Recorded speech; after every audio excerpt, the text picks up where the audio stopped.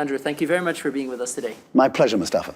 I love your take about self-leadership because that's from the inside in rather outside in. Absolutely. So let's start though with passion. What does passion mean to you first? Well, passion for me, of course, is the drive to get what we have inside onto the outside. And so you know the origin of the word passion is that what drives us is that frustration that we need to change something. The world needs to be better, or you need to touch people's lives. If you don't have that tension between where you are and what you think the possibility is, I don't think the passion is there. The passion is, I see a possibility for change. I want to make that change. I'm going to be part of that change. Beautiful. So what differentiates a leader from a passionate leader? It's a great question. I think to be an effective leader, you must have a passion.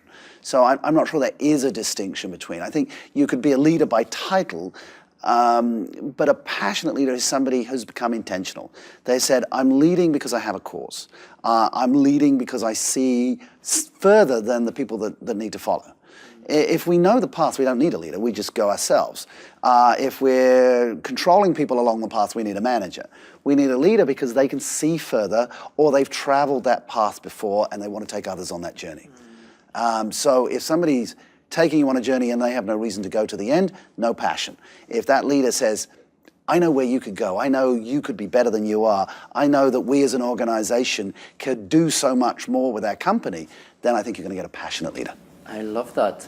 So definitely one of the things that would make a passionate leader, in my opinion, is that they start from the inside. And this is purely your area of expertise, self-leadership. Sure. So explain to me more.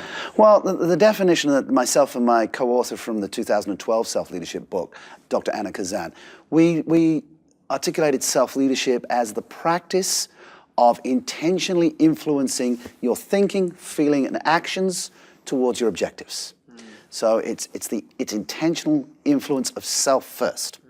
Now, when we're intentional about our influence, we become impactful, because when we're intentional, we attract. When we're influential, we attract people, and therefore then we get the impact. And of course, the world measures the impact that we do.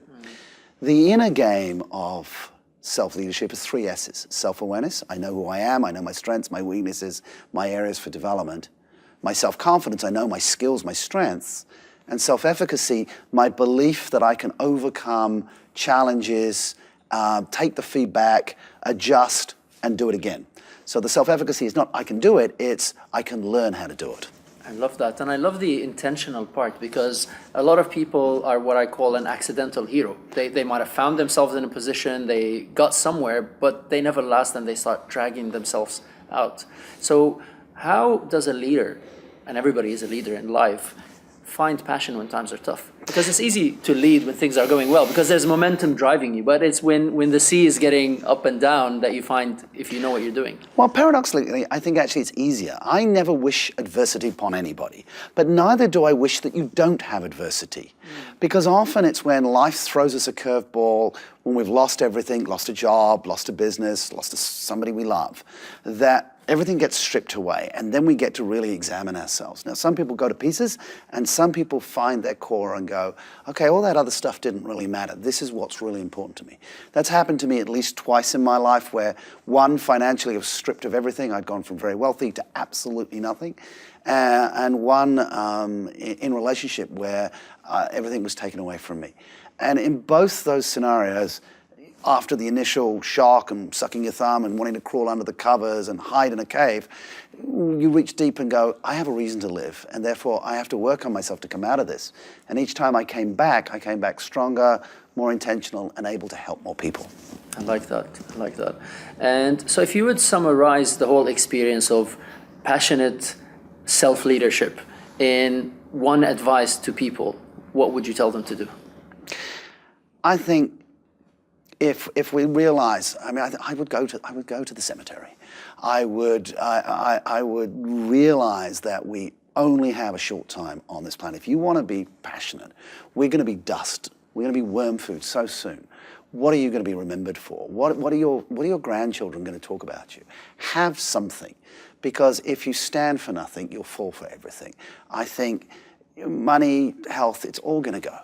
But if you made a difference in other people's lives, if you created something that changes people's lives, if you contributed to an organization or team, if you educated people, then your life means something. And I think when you look back at the end, you will regret nothing. And my biggest fear would be to get to the end of my life and go, I didn't do enough. And that's the pain that drives my passion to do more. I love that. Do more, and there's a lot of learnings here. I hope everybody will apply after this. Andrew, thank you very much. This has been awesome. My pleasure. I appreciate it. Passion.